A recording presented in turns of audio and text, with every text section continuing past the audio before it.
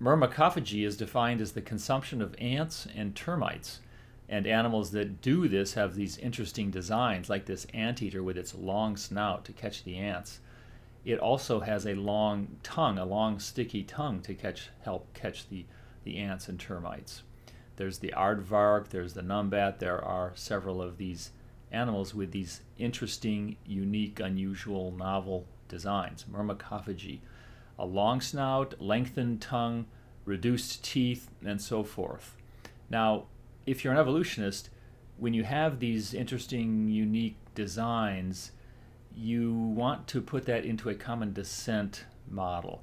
So it must have arisen once. It must have arisen once and then proliferated via common descent. So the instances where we observe it, they arose from a common ancestor. That's the evolutionary model. That's what Darwin came up with and was such a big solution to so many problems, common descent. Well, it has over and over again been contradicted by the science. Over and over again we find not common descent but convergent evolution. In other words, when we look under the hood and look at the details of these species, oh gee, they couldn't have evolved from a common ancestor. There's too many other unique or interesting differences. They couldn't have evolved from a common ancestor, and so they must have evolved independently. That's called convergent evolution. So all of a sudden common descent isn't doing the work that it once did, and that's the case here again. Reading from this Wikipedia entry, at one time, anteaters were assumed to be related to aardvarks and pangolins because of their physical similarities to those animals. But these similarities have since been determined to be not a sign of common ancestry, but convergent evolution. It always seems to go that way. Now, there's a new paper out that's confirming all this and showing it even more so. It's found 12 different instances where myrmecophagy must have evolved independently. Of course, this was all random. It randomly arose, and you had the same design arise a dozen different times. And that's shown here in this phylogeny from the paper. Here is the press release for that study. Mammals have evolved into anteaters 12 times since the dinosaur age. Now, if you try and explain this, the evolutionary explanation is unlikely. How would that sound? What would that look like? Well, a dozen instances of myrmecophagy randomly arose completely independently. That just doesn't sound very likely. Well, that's because it isn't.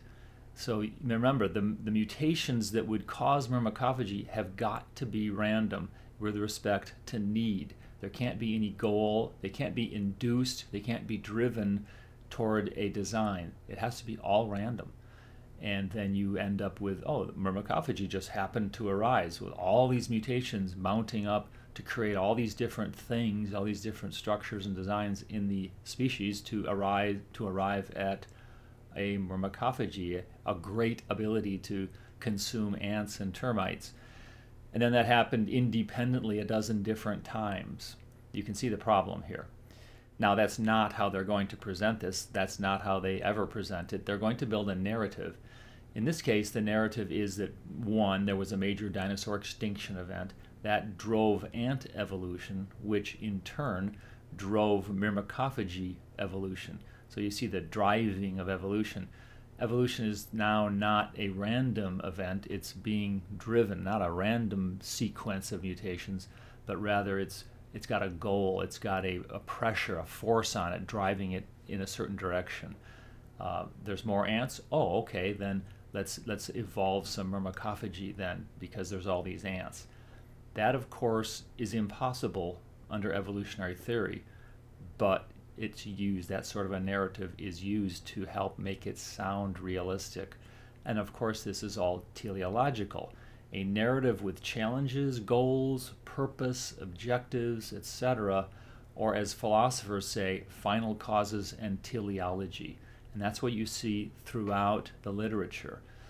Now, this is all impossible under evolutionary theory, under strict evolutionary theory. So there is this internal contradiction between the narrative and the actual theory. Now, here's the paper itself and the abstract. Ants and termites are ubiquitous members of most modern terrestrial ecosystems. Okay, good. These insects act as agents of selection among plants and animals. Agents of selection.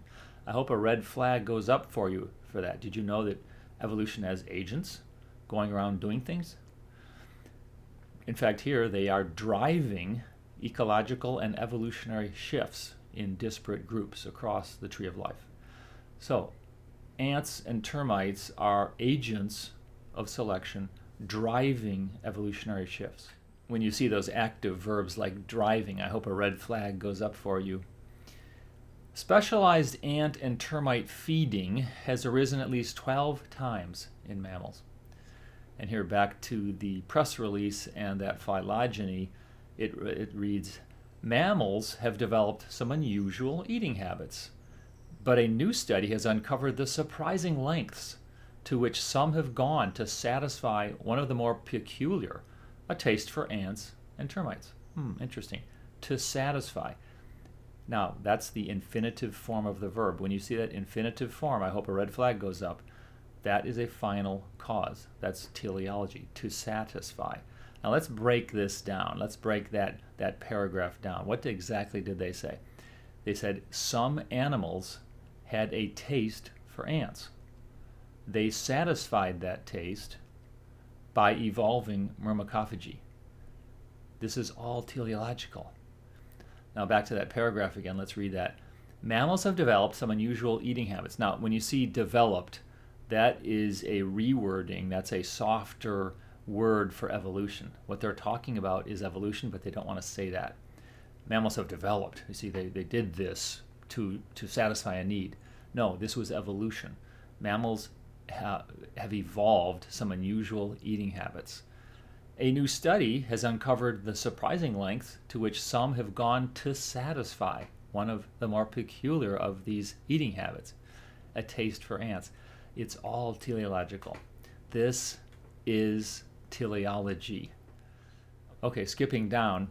Findings published in the journal Evolution reveal that mammals independently evolved specialized adaptations for exclusively feeding on ants and termites at least 12 times. For exclusively feeding. Now that's a red flag should go up there. That is another infinitive form. They did it for a purpose. That for should set off the red flag. They evolved specialized adaptations for feeding, for exclusively feeding. That's teleology, a final cause.